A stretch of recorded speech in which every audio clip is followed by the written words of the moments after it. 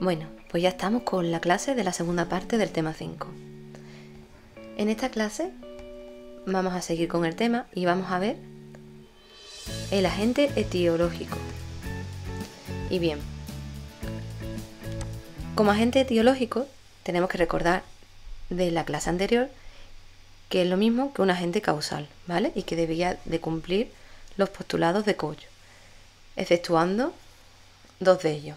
¿Os acordáis cuáles eran? Venga, si no os acordáis, volvemos a ver el vídeo de antes, lo buscamos y así lo memorizamos, ¿vale? Que hay que refrescar los conceptos. Este vídeo es muy importante, bueno, igual que todo, que los veáis hasta el final, porque como os digo siempre, en estos vídeos es todo importante hasta el último minuto. Bueno, pues vamos ya con los agentes etiológicos o agente causal. Características de este tipo de agente. Pues que puede existir una contagiosidad, una infectividad, la patogenicidad, la virulencia y la antigenicidad. Esas 5 palabritas o palabrejas que os acabo de decir son las características y las vamos a ver una por una. Bien, ¿qué es la contagiosidad? Pues es la capacidad del agente causal para propagarse. La contagiosidad es la capacidad que tiene este agente etiológico o agente causal para propagarse entre una persona y otra. Vale, cuando hablamos de la contagiosidad con respecto a un agente etiológico o un agente causal, pues tenemos que tener en cuenta que es la capacidad que tiene para propagarse, para extenderse, ¿vale? En cuanto a la infectividad, debemos saber que es la capacidad que tiene para multiplicarse en los tejidos, ¿vale? Es la capacidad que tiene de infectar los tejidos. La patogenicidad, pues esto va en función de la capacidad que tenga el agente para producir la enfermedad en un huésped susceptible. Eso es la patogenicidad, la capacidad que tiene el agente de producir la enfermedad, ¿vale?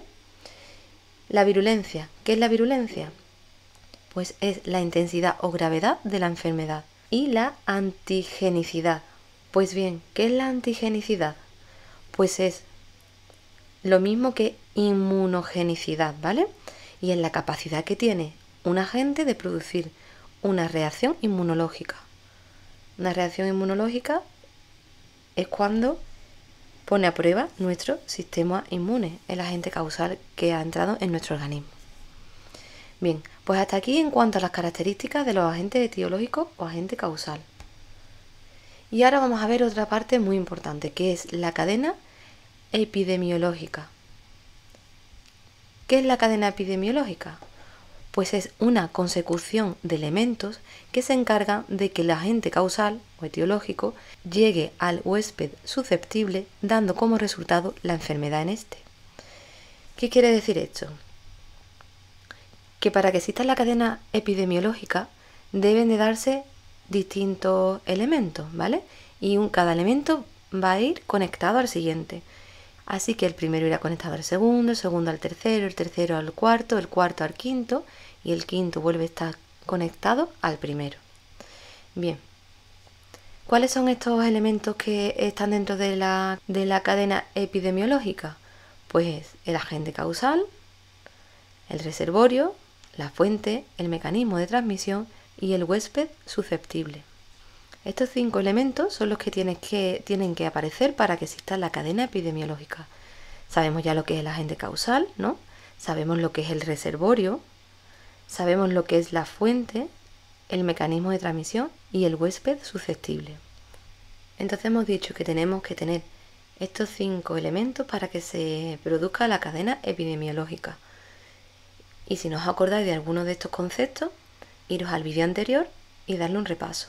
Si es necesario, os lo anotáis y decirle a vuestra mente que se tiene que quedar con esos conceptos sí o sí, ¿vale? Hay cosas que a veces leemos, pasamos de largo, pero estos 5 elementos es muy importante que sepáis a lo que se refieren cada uno de ellos, porque en cualquier pregunta que os pongan en el examen, si entra alguno de estos términos, Pues sabiendo ustedes exactamente lo que quiere decir cada una de estas palabras, os va a ayudar muchísimo a la hora de poder contestar el examen correctamente. Así que nada, si no os acordáis, ya sabéis, iros al vídeo anterior. Bien, ¿y qué es la tríada epidemiológica? Pues la tríada epidemiológica tiene 3 elementos: el huésped susceptible, el ambiente y el agente externo. ¿Quién es el huésped susceptible? Pues aquel al que va a ir a parar el agente etiológico o el agente causal. El ambiente pues va a depender de la temperatura, de la humedad y de otros factores del ambiente para que se lleve a cabo también esta infectividad. Y los agentes externos pues es todo lo que ocurra fuera del organismo del individuo. ¿Vale? Estos 3 elementos forman parte de la tríada epidemiológica. Y ahora vamos a ver 6 términos que tenemos aquí también en esta diapositiva, que son los factores epidemiológicos secundarios, los tipos de reservorios que hay, las fuentes de infección, los tipos de aislamiento y la cuarentena, infecciones autógenas y los mecanismos de transmisión. En cuanto a los factores epidemiológicos secundarios, tenemos la edad del paciente, de la persona, del huésped susceptible, el sexo, el clima del lugar, los hábitos de la población y las condiciones meteorológicas. Pues vamos ahora con los tipos de reservorio. Recordamos lo que es un reservorio. Pues es todo ser animado e inanimado en el que el agente etiológico se reproduce, o sea que vive y se desarrolla. Hay distintos tipos de reservorio, como pueden ser el reservorio humano enfermo, el reservorio humano portador, el reservorio animal y el reservorio telúrico. Pues bien, comenzamos con el reservorio humano enfermo. La primera característica: el enfermo debe eliminar el microorganismo. Y cada enfermedad tiene sus periodos. Está la fase prodrómica, el periodo clínico, la convalecencia y la fase crónica. La fase prodrómica es aquella en la cual se encuentra el paciente antes de que aparezcan los síntomas de la enfermedad.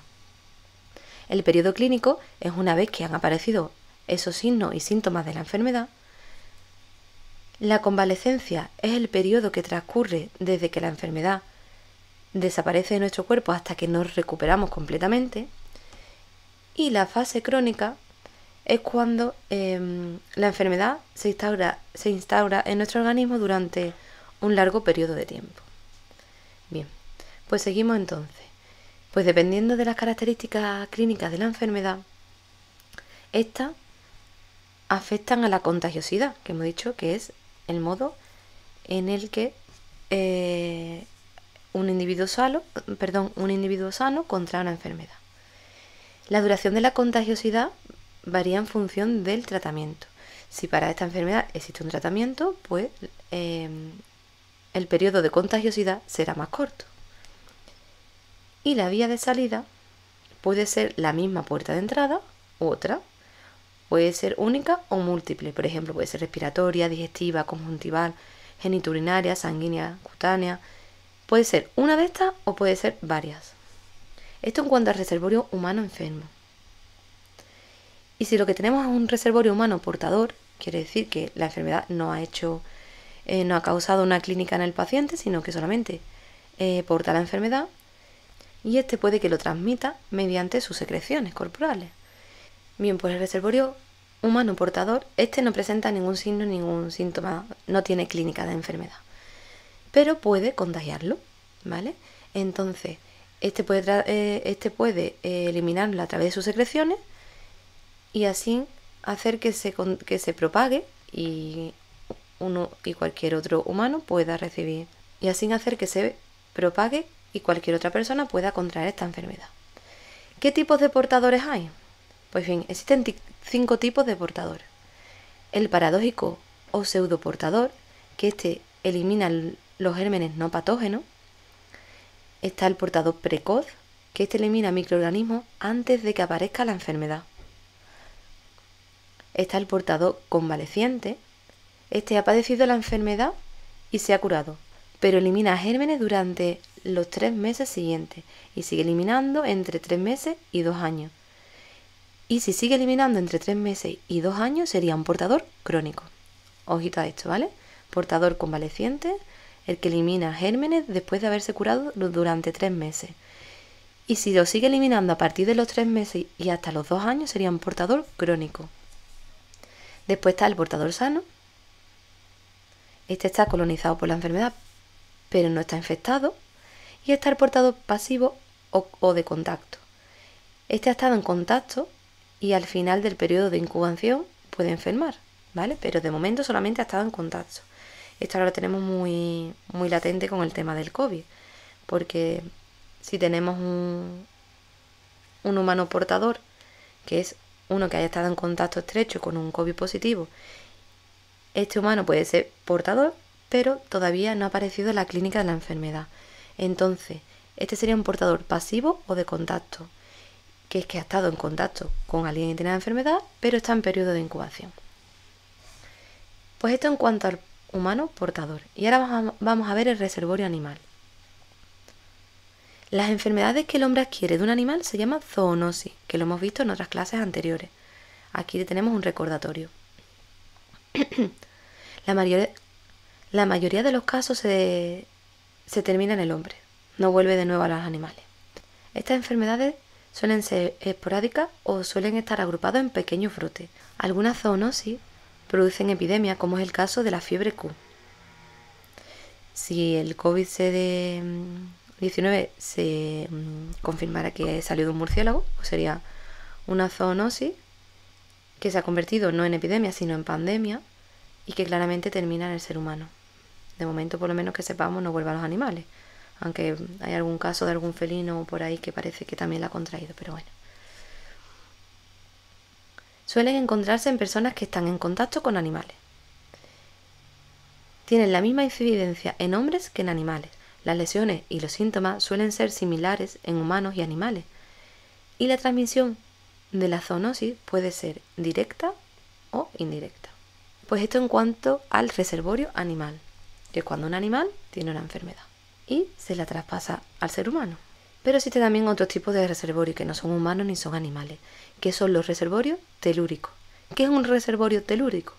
Pues es aquel reservorio como el suelo, el agua y los fomites. Los fomites son los pomos de las puertas, los tiradores, los botones de los ascensores. Todo eso serían fomites. En este tipo de reservorio tienen que ser microorganismos resistentes, como por ejemplo el tétano.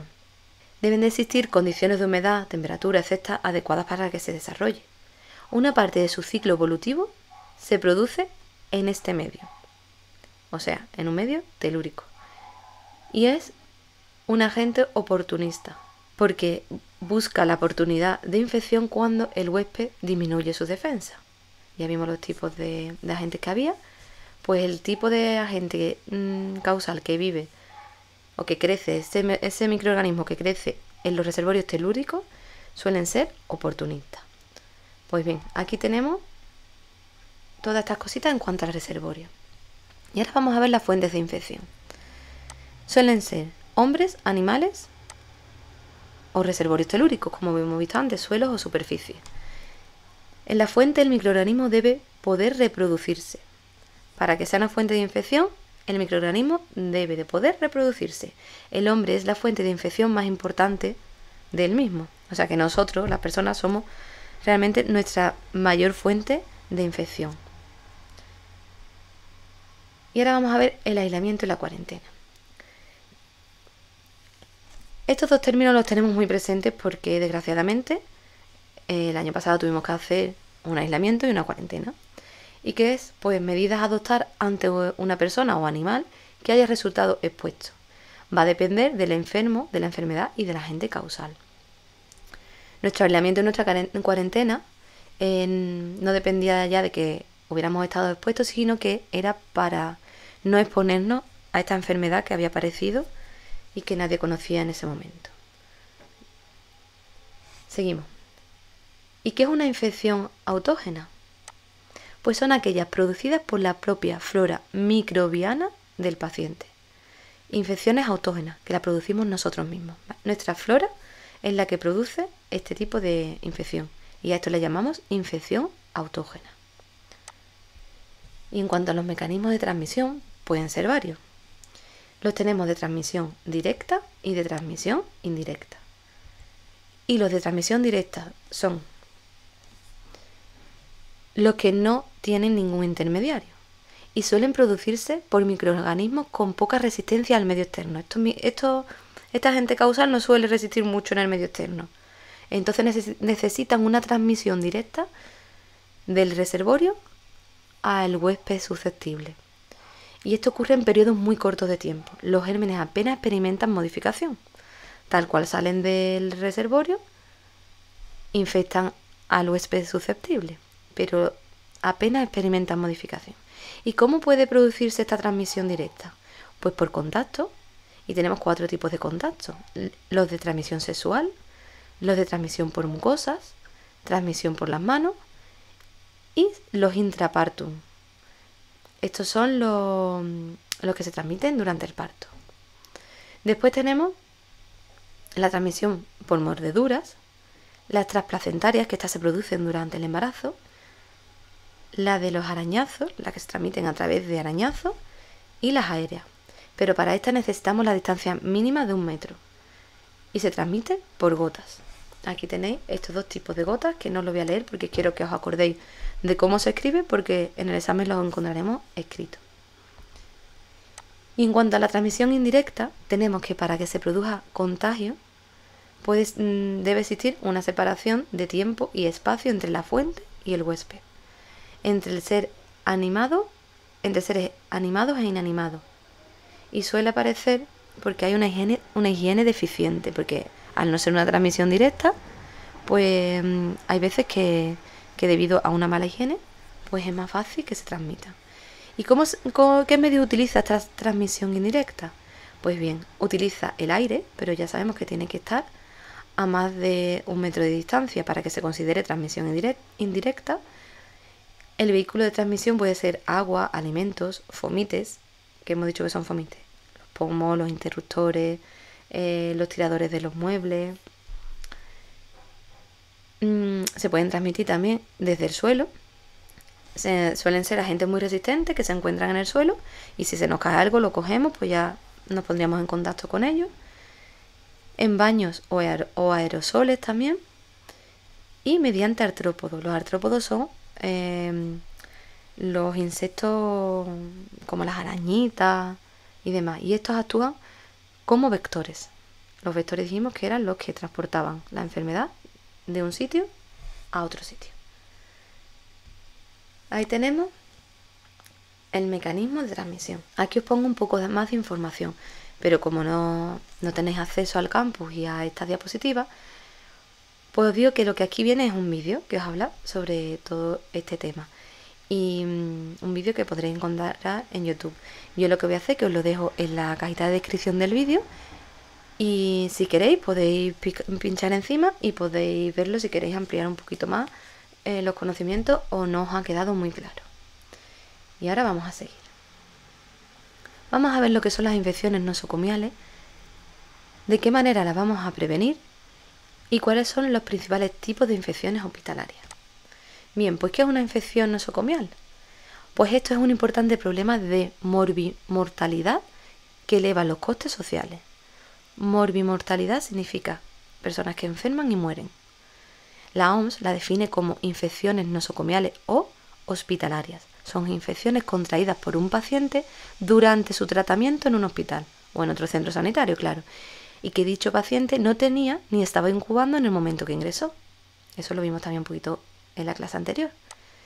¿Y cómo se previenen las infecciones nosocomiales? Pues los hospitales con programas activos de vigilancia y control son los que menos número de infecciones tienen.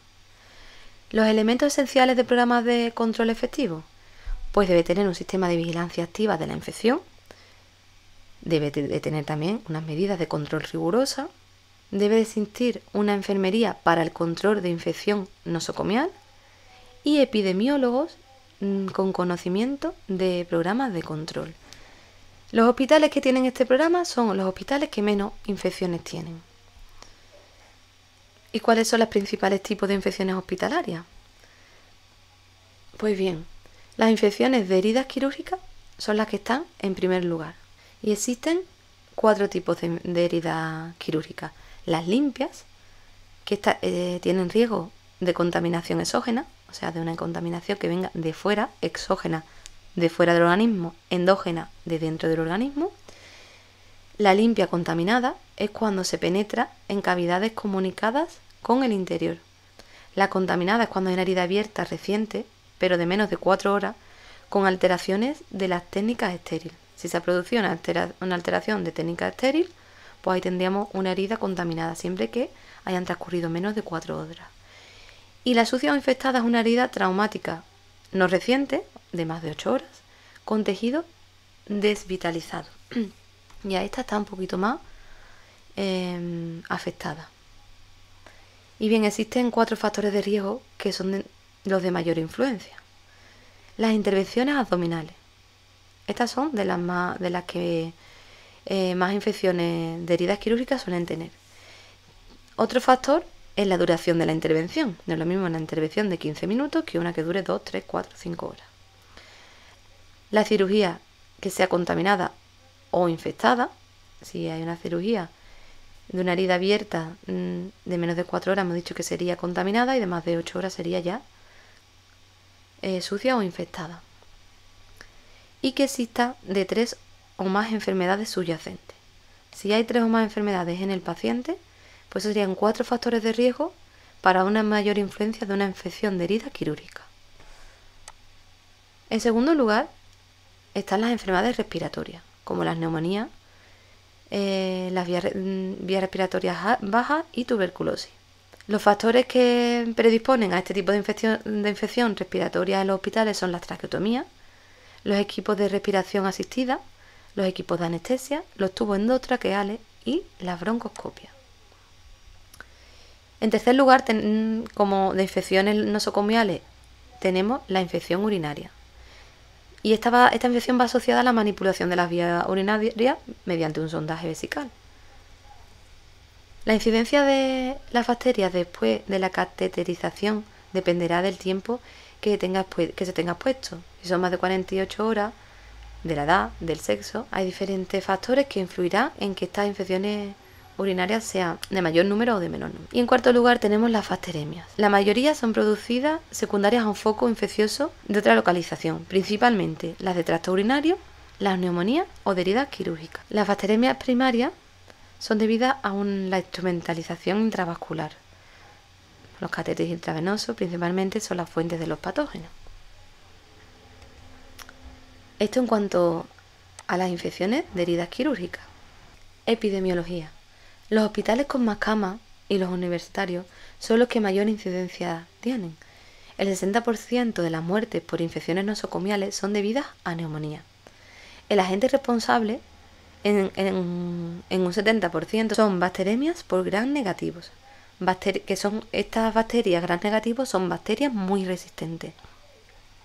Y las bacteremias por cándidas. Estas tienen un porcentaje del 38% de las infecciones. Las cifras varían en función de una serie de factores como son el método de vigilancia que se emplee, la localización del proceso infeccioso, el agente causal responsable y las características del paciente ingresado. ¿Qué es la etiología? Pues es el estudio del origen de la causa de las enfermedades. Y tenemos que las enfermedades se pueden producir según el origen del microorganismo y según la frecuencia con la que se presentan los microorganismos. Según el origen de los microorganismos, pueden ser infección endógena, que ya hemos dicho que endógena significa del propio paciente. Estas son las pertenecientes a la propia flora del paciente. La infección exógena, que hemos dicho que es de fuera del paciente. Estas son adquiridas de una fuente externa al paciente. Y adquisición exógena de la flora seguida de una infección endógena, ¿vale? Se adquiere de fuera del paciente la infección, pero se sigue dentro del paciente esta misma infección. El paciente adquiere flora del hospital, ¿vale? un tipo de bacterias que haya por el hospital, el paciente las adquiere y pasa a formar parte de la suya propia. Esta produce una alteración en las defensas, claramente, porque el cuerpo la reconoce como extraña, no la reconoce como propia. Y se desarrolla una infección nosocomial endógena no causada por la propia flora del paciente, sino que es causada por la flora que encuentra el paciente en el hospital. ¿Se entiende esto hasta aquí? Tenemos infección endógena, que es la que tiene el propio paciente, exógena la adquiere de fuera, y la adquisición exógena es que el paciente adquiere flora que no es suya, del medio hospitalario, y entra en contacto con la propia del paciente y causa una enfermedad.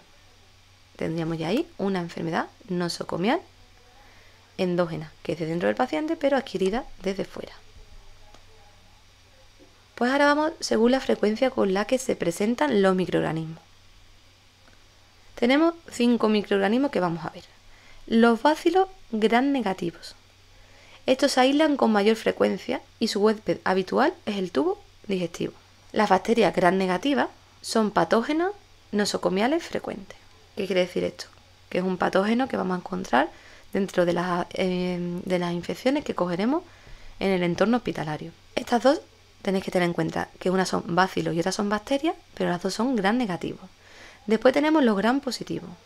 Estos son los estafilococos áureos y epidermis. Con más frecuencia se dan en recién nacidos y en pacientes quirúrgicos. Y los enterococos faecalis causan infecciones urinarias. En cuarto lugar tenemos los hongos, que se suelen dar en pacientes inmunodeprimidos o tras el uso indiscriminado de antibióticos. Se baja la defensa y aparecen hongos. Y en quinto lugar tenemos los virus, que pueden ser herpes simples o zóster, hepatitis, etc. Los factores de riesgo que predisponen al paciente a padecer una enfermedad nosocomial pueden ser intrínsecos del propio paciente, y extrínsecos fuera del paciente. Vamos a ir ahora con estos 4 conceptos que quiero que os quede claro. Hemos dicho endógeno, infección endógena o algo endógeno de dentro del paciente, perteneciente al paciente. Exógeno, de fuera del paciente, que le afecta pero de modo externo. Y cuando hay algo intrínseco, es algo que es del propio paciente, lo tenemos aquí en rojito, y extrínseco, que lo tenemos aquí en azul, es algo del entorno del paciente. ¿Quedan claros estos 4 conceptos? Pues vamos a seguir con las fuentes de infección y el mecanismo de transmisión. Y los de origen endógeno se extienden principalmente por contacto. El vehículo suele ser el personal del hospital. ¿Esto qué es lo que podemos hacer para que no se propague? Pues debemos prevenir con un cuidadoso lavado de manos, ¿vale? Los trabajadores del hospital son los que suelen proporcionar este tipo de contacto, así que la mejor manera es lavándonos las manos. En segundo lugar, el vehículo puede ser la contaminación de medicaciones o alimentos o instrumentos. Pues deberemos de garantizar una higiene tanto de los alimentos como de las medicaciones que se vaya a administrar, como de los instrumentos que utilicemos. También se puede transmitir de forma aérea, y los pocos gérmenes que se aíslan en un quirófano no presentan prácticamente ningún riesgo. Esto es importante que lo tengáis en cuenta. Bien, pues ya tenemos esta diapositiva completamente explicada, así que vamos a pasar a la siguiente parte. Y esta la vamos a ver en otro vídeo, porque no quiero cargaros tanto de materia, porque son cosas muy importantes que me gustaría que vierais una y otra vez si os es necesario. Y en el próximo vídeo vamos a ver las medidas de control de infecciones nosocomiales. Vamos a ver también el EPINE, barreras higiénicas, tipos y medidas de aislamiento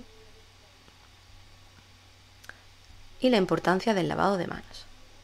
Así que os dejo con esto y os espero en la siguiente clase. Mucho ánimo, opositores.